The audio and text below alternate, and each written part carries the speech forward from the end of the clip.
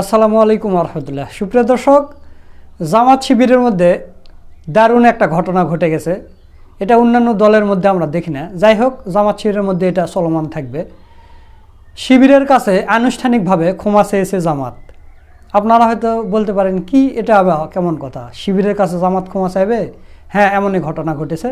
আপনারা জানেন যে কিছুদিন আগে এমসি কলেজের এই ঘটনায় যে শিবিরকে দায়ী করা হয়েছিল, তো শিবির সেটা প্রত্যাখ্যান করেছে এবং শিবির তদন্ত করে দেখেছে যে এখানে শিবিরের কোনো সম্পৃক্ততা নেই।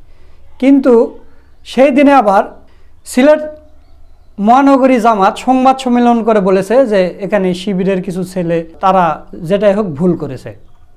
চলুন আমরা সেই ভিডিওটা একটু দেখি। আমরা সেই ঘটনার সুস্পষ্ট নিন্দা জ্ঞাপন করছি, দুঃখ প্রকাশ করছি। বিশেষ করে ফেসবুকের একটি পোস্টকে কেন্দ্র করে সেখানে যে বাড়াবাড়িটুকু হয়েছে, আমাদের দৃষ্টিতে সেখানে ছাত্র শিবিরের কিছু সংখ্যক কর্মী সেটার সাথে জড়িত এবং যেটা করেছে সেটা অন্যায়ভাবে করেছে, এটা দুঃখজনক। দর্শক, আপনারা সিলেট মহানগর জামাতের পক্ষ থেকে যে সংবাদ সম্মেলন করা হয়েছে সেই ভিডিওটা দেখলেন এবং এরপরে ইসলামী ছাত্র শিবির যখন মধুর ক্যান্টিনে সংবাদ সম্মেলন করছে তখন জাহিদুল ইসলাম কি বলেছে সেটাও একটু শোনেন। সিলেটের এমসি কলেজে আঞ্জুমানে তালামিদে ইসলামীয় কর্মী মিজানুর রহমান রিয়াদের সাথে শিক্ষার্থীদের হাতাহাতির ঘটনায় দুইজন জাহিদুল ইসলাম হৃদয় ও রিয়াদ নামে আহত হওয়ার দায় ছাত্র শিবিরের উপর প্রদান করে। পরবর্তীতে কলেজের অধ্যক্ষের বক্তব্যের মাধ্যমে প্রকৃত ঘটনা প্রকাশ পেলে ছাত্র শিবির যে সেই ঘটনার সাথে জড়িত নয় তা প্রমাণিত হয়। আচ্ছা, আপনারা দুইটাই শুনলেন, তো দুইটা কথা সাংঘর্ষিক হয়ে গেল না? শিবির বলতেছে যে আমরা করিনি, জামাত বলতেছে যে করেছে, আবার সিলেট মহানগরী জামাত বলতেছে। তো পরবর্তীতে দেখা গেল যে এটা জামাতের ভুল, শিবির সঠিক ছিল, শিবিরের কোনো ছেলেপেলে ওখানে সম্পৃক্ততা নেই, তদন্ত করে সেটা প্রশাসনেরাই বের করেছে। তো তাহলে এখন জামাতের ক্ষমা চাইতে হবে না? শিবির যেখানে তদন্ত করতেছে, যেহেতু শিবির আলাদা একটা সংগঠন তদন্ত করতেছে, সে জামাত তো সেখানে তদন্ত করেনি, তদন্ত না করে তারা সংবাদ সম্মেলন করলো কেন? এই কারণে তাদের ক্ষমা চাইতে হয়েছে। তো দর্শক, এই বিষয় নিয়ে গুরুত্বপূর্ণ আলোচনা করছেন আমাদের বড় ভাই মোহাম্মদ সুলাইমান। তো চলুন আমরা তার ভিডিওটা দেখলেই সব কিছু বুঝে যাব। শিবিরের কাছে ক্ষমা চাইল জামাত। জামাত শিবিরের ইতিহাসে এই প্রথম এই ঐতিহাসিক তাৎপর্যপূর্ণ ঘটনা। হ্যাঁ, এর আগেও ভিতরে ভিতরে কিছু ভুল বোঝাবুঝি বা ইখতিলাফ, এটা সৌন্দর্য, এটা হয়, এটা গণতন্ত্রেরও বিউটি অফ ডেমোক্রেসি, ইসলামেরও হয়। সাহাবীদের মধ্যে হয়েছে, আল্লাহ রাসূলের সিদ্ধান্তের বিরুদ্ধেও অনেকে যুক্তি দিয়েছিলেন কিন্তু শেষ পর্যন্ত টিকে নাই, যে এটা করা উচিত, এটা করা উচিত না, এরকম অনেক কিছু হয়েছে। আমি বলছি না যে আল্লাহ রাসূলের সিদ্ধান্তের বিরুদ্ধে বিদ্রোহ করেছে, আল্লাহ রাসূল বলেছেন যে এটা করা উচিত, তার পাল্টা অনেকে যুক্তি দেওয়ার চেষ্টা করেছিল। এটা হবে, এটা beauty of democracy, beauty of Islam, এটা হিউম্যান লাইফের একটা বাস্তবতা। জামাত শিবির এদের মধ্যে ইখতিলাফ হবে, ভুল বোঝাবুঝি হবে, ইটস রিয়ালিটি। কিন্তু আনুষ্ঠানিক বিবৃতি দিয়ে একে অপরের বিরোধিতা করা এবং আনুষ্ঠানিক বিবৃতিতে ক্ষমা চাও, এটা ইতিহাসেই প্রথম, এটা ঘটেছে। অতএব এটা একটা মাইল ফলক। এর তাৎপর্য কি আমরা সেই আলোচনা করব। সিলেটের এমসি কলেজের ঘটনা নিয়ে দর্শক আপনারা জানেন যে শিবিরকে দায়ী করে দুঃখ প্রকাশ করে বক্তব্য দিয়েছিল সিলেট মহানগরী জামাত ইসলামী, এবং এটা ওই বক্তব্য উপস্থিতভাবে বা ভুলে বলে ফেলেছে এরকম না, ওটা পরিকল্পিত ছিল। এবং আমি তো বলি যে আমিরে জামাতের নির্দেশেই বক্তব্য দেওয়া হয়েছিল এবং সেই বক্তব্য ছিল লিখিত বক্তব্য। কিন্তু শিবির সেই বক্তব্যের বিরুদ্ধে তীব্র প্রতিক্রিয়া জানায়।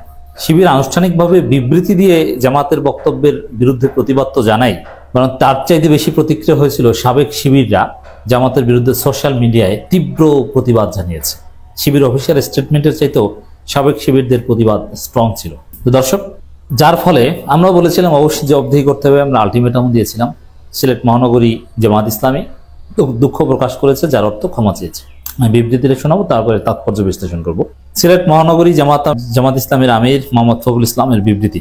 গত 23 ফেব্রুয়ারি প্রদত্ত বক্তব্যের প্রেক্ষিতে সৃষ্ট ভুল বুঝাবুঝি নিরসনে একটি বিবৃতি দিয়েছেন বাংলাদেশ জামাত ইসলামের সিলেট মহানগরী আমির মোহাম্মদ ফখরুল ইসলাম। এটা ভুল বুঝাবুঝি হিসাবে চিহ্নিত করছে তারা। তিনি বলেন, গত 19 ফেব্রুয়ারি দিবগত রাতে সিলেট এমসি কলেজ শিক্ষার্থী মিজানুর রহমান রিয়াদ ও জাহিদুল ইসলাম হৃদয় সহ কয়েকজন শিক্ষার্থীর মধ্যে সৃষ্ট মারামারি ঘটনায় গণমাধ্যম ও সোশ্যাল মিডিয়ার নানান খবর ছড়িয়ে পড়ে, যা সিলেটের সমাজ ও রাজনীতিতে প্রভাব ফেলেছে। এরূপ অবস্থায় সিলেটের রাজনীতির পারস্পরিক সহাবস্থানের ঐতিহ্য রক্ষা করতে গত রোববার আমরা জামাতের কয়েকজন দায়িত্বশীল আঞ্জুমানে আল ইসলাহ নেতৃবৃন্দের সাথে বৈঠকে মিলিত হই। বৈঠক শেষে আমি ছাত্র শিবিরের সংশ্লিষ্টতা নিয়ে যে বক্তব্য প্রদান করি তা যথাযথ তথ্য উপত্যের ভিত্তিতে ছিল না। এর মানে স্পষ্ট ভুল স্বীকার করেছেন, তার বক্তব্য ভুল ছিল, তথ্যভিত্তিক ছিল না, অসত্য বক্তব্য ছিল। আমি ধন্যবাদ জানাই, না জামাত ভুল স্বীকার করতে পারে, তারা সরি বলতে পারে, এই জন্য নিঃসন্দেহে ধন্যবাদ তাদের প্রাপ্য। এ ব্যাপারে কলেজ কর্তৃপক্ষ একটি তদন্ত কমিটি গঠন করেছেন। আমি আশা করব তদন্ত কমিটি যথাযথভাবে তাদের দায়িত্ব পালন করবেন এবং তদন্তের মাধ্যমে যে বা যারা দোষী সাব্যস্ত হবে তার বিচার নিশ্চিত হবে। বৈঠকে সৃষ্ট বক্তব্যে যে ভুল বোঝাবুঝি সৃষ্টি হয়েছে এই জন্য আমি আন্তরিকভাবে দুঃখ প্রকাশ। এই দুঃখ প্রকাশ করা মানে ক্ষমা চাওয়া। এর মানে শিবিরের কাছে জামাত ক্ষমা চাইবে, তো এটা তাৎপর্য কি? 5 আগস্টের পর সব জায়গায় যে পরিবর্তনের হাওয়া, পরিবর্তন হতে বাধ্য, সংস্কার হতে বাধ্য, তার প্রমাণ হচ্ছে এটা। তো দর্শক, আগামী দিনে কথাবার্তা বলার ক্ষেত্রে সবাই সমীহ করে হিসাব নিকাশ করে কথা বলবেন, সেই যুগ আসছে। শিবিরের বিরুদ্ধে কথা বলতে হলে কয়েকশোবার ভাবতে হবে, কারণ শিবিরের নেতৃত্ব যতটা স্মার্ট, জামাতের নেতৃত্ব ততটা স্মার্ট নয়। অতএব শিবিরকে কনসিডার করে কথা বলতে হবে। শিবিরের রিসোর্স অনেক শক্তিশালী, শিবিরের রিসার্চ উইং অনেক শক্তিশালী, জামাতের অত শক্তিশালী রিসোর্স উইং লিডারশিপ কিছুই নেই। জামাত ভেবেছিল যে জামাত যেটা বলবে শিবিরকে ধমক দিয়ে সেটা মানিয়ে নেবে, না, এটা হবে না। শিবির লেজুর ভিত্তিক রাজনীতি করছে না। এই ঘটনার একটা তাৎপর্য হচ্ছে শিবির জামাত ইসলামী লেজুর ভিত্তিক সংগঠন নয়। দুইটাই একামতে দিনের প্ল্যাটফর্ম, দুইটারই লক্ষ্য উদ্দেশ্য এক। এই জন্য কমন অবজেক্টিভস, কমন গোলস এই জায়গাগুলোতে কোঅপারেট করবে, কিন্তু লেজুর ভিত্তিক নয়। যেমন শিবিরের নেতৃত্বে কারা আসবে, ঢাকা বিশ্ববিদ্যালয় থেকেও আসলে তাকে সরিয়ে দিবে। 10 সালে যেটা জামাত পেরেছিল এবার ওরকম চেষ্টা করলেও পারবে না, কারণ শিবিরের কার্যকরী পরিষদে জামাত নেতা নেই, বাদ দেওয়া হয়েছে 2025 সালে। অতএব শিবিরের উপর জামাতের অযৌক্তিক খবরদারি মারাত্মকভাবে কমে যাবে, এটা পারবে না। এটা শুধু কেন্দ্রে নয়, জেলায় জেলায় মহানগরেও এটা কমবে। শিবিরের স্বাধীন পথ চলার পথে এটা একটা ঐতিহাসিক অগ্রগতি। এই চেষ্টা 1982 সাল থেকে অনেকে করে আসছিল, কিন্তু সম্ভব হয়নি। কিন্তু আমি মনে করি এই সিলেট মহানগর আমির যে বিবৃতি দিয়েছেন বা যে ক্ষমা চেয়েছেন, এর মধ্য দিয়ে সেই রাস্তা উন্মুক্ত হলো।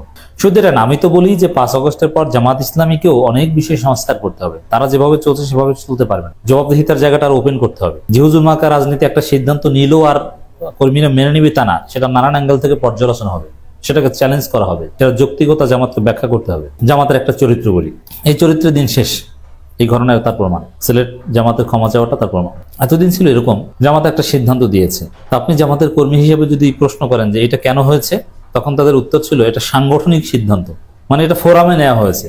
এটা বললেই তার পার পেয়ে যান, মানে ফোরামে নেওয়া হয়েছে। অতএব কেন হয়েছে এই প্রশ্ন করা যাবে না, কেনর উত্তর ফোরামে নেওয়া হয়েছে, সাংগঠনিক সিদ্ধান্ত, মানে এর বিরোধিতা করা যাবে না। এখন সেই যুগ নেই, কেন হয়েছে আপনাকে ব্যাখ্যা করতে হবে। বলবেন যে সাংগঠনিক ফোরামে নেওয়া হয়েছে, সাংগঠনিক ফোরামে কেন নেওয়া হয়েছে সেই প্রশ্নই তো করছি। আপনার ফোরামের যুক্তিটা কি সেইটা আমাকে ব্যাখ্যা করতে হবে। সন্তোষজনক না হলে আপনাকে রিকনসিডার করতে হবে। মানে জামাত ইসলামের ভিতরে আরো বেশি ডেমোক্রেসি চর্চা হবে, আমি বিশ্বাস করি এই ঘটনার মধ্য দিয়ে, এবং এর মধ্য দিয়ে শিবির এগিয়ে যাবে। শিবির জামাত ইসলামের পলিটিক্যাল পারপাস কম সার্ভ করবে, এতে শিবির তাদের মেধাভিত্তিক কাজ আরো ভালোভাবে করতে পারবে। এই ঘটনা তার সূত্রপাত।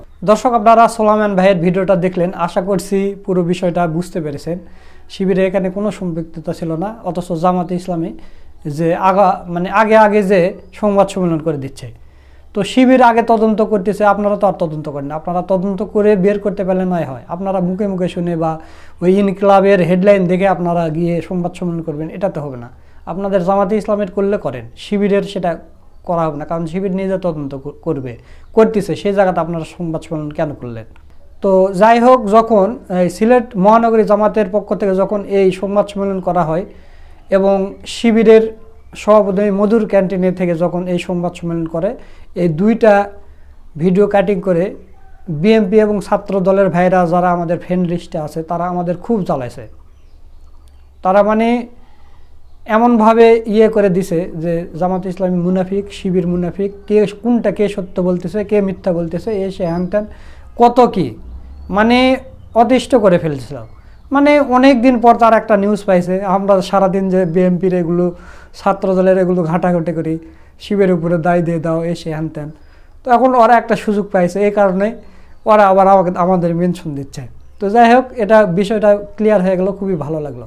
তো এই কথা বলে আজকের ভিডিও এখানে শেষ করছি। ভিডিওটা যদি ভালো লাগে অবশ্যই বেশি বেশি করে শেয়ার করবেন। নিত্য নতুন জামাত শিবিরের আপডেট ভিডিও পেতে আমাদের চ্যানেলটা সাবস্ক্রাইব করে রাখবেন। আজকের ভিডিও এই পর্যন্ত, সকলকে ধন্যবাদ। আসসালামু আলাইকুম ওয়া রাহমাতুল্লাহ।